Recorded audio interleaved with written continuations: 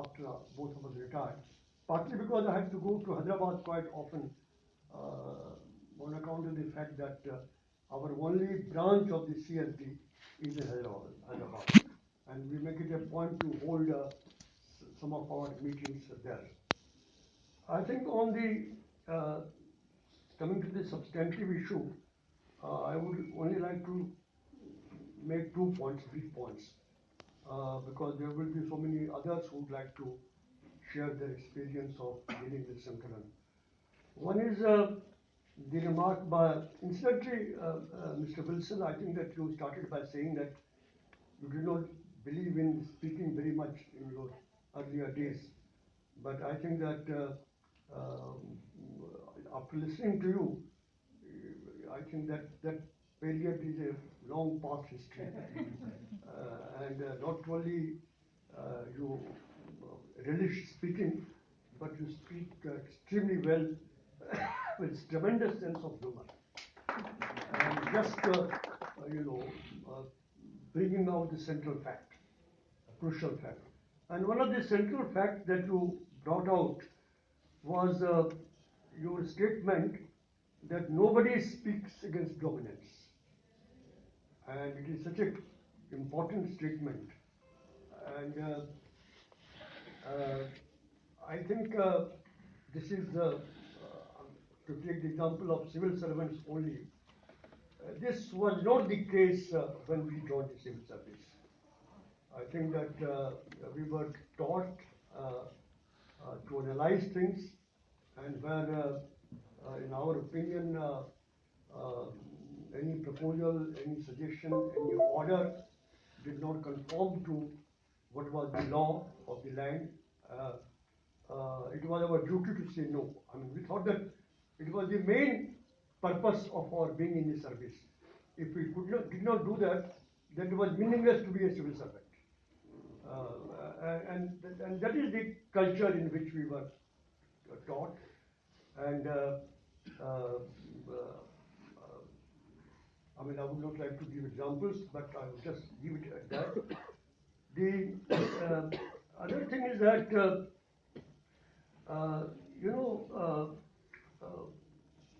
the fact that Constitution and the laws derived from it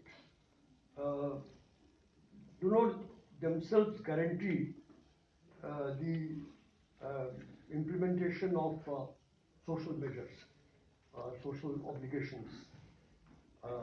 Even if it is elevated from the directive principles to fundamental rights.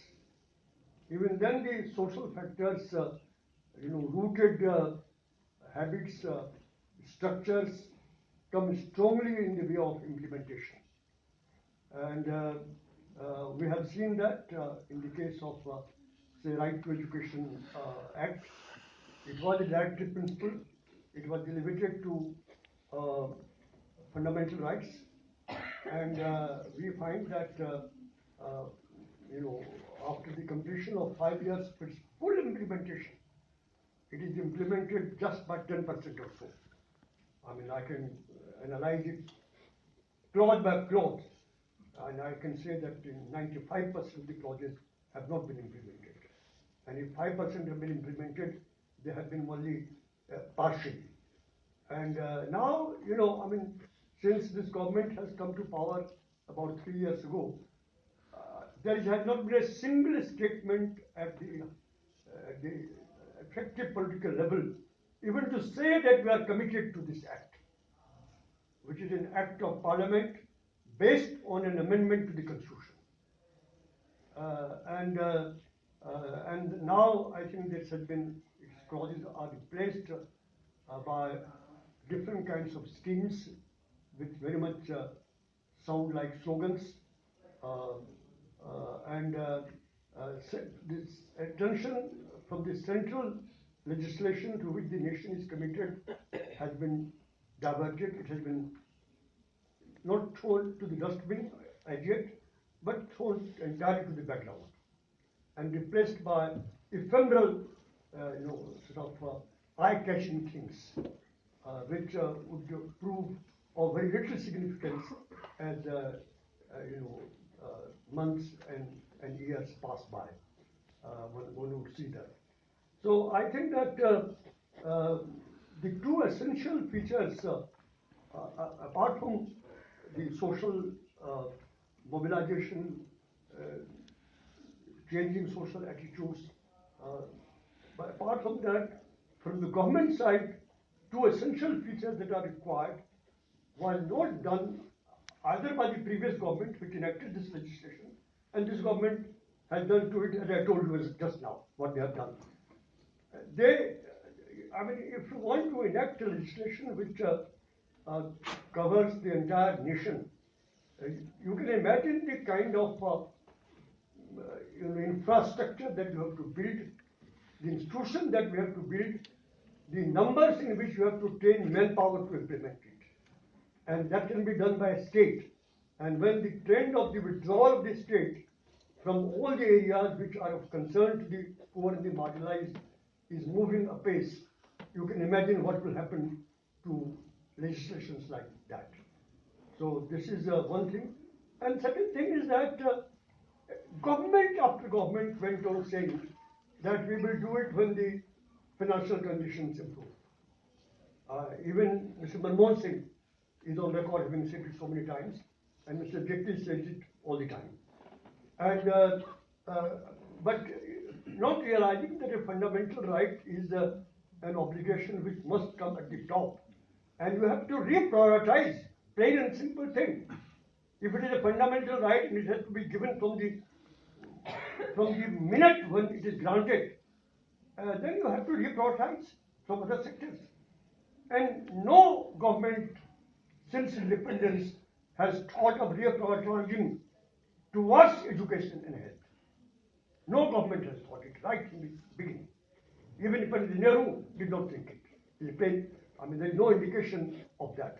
So a lot was talked about education before independence in the Bijwara Committee report on restructuring India.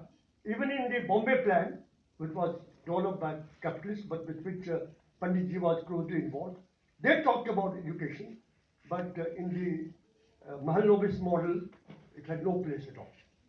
And subsequently, it had very little place there. So I think these two factors, until that is done, I don't think that the government is very serious about this thing. And this will be a mockery of the constitution and mockery of law, which has been perpetrated all these years since our independence. And I am speaking with reference to only one issue, and that is the education and right to education. If somebody asks me to draw up an alternative development plan to the corporate-led development plan that we have had since the 1990s, irrespective of the government that has been in power, I would say that plan should have just two items on it, and that is health and education. And if you have done that, you have successfully done that, when full involvement of the government, the reprioritization of resources that I have pointed out, you have gone a long distance towards transforming the economy and the country. I will just stop at that. Thank you.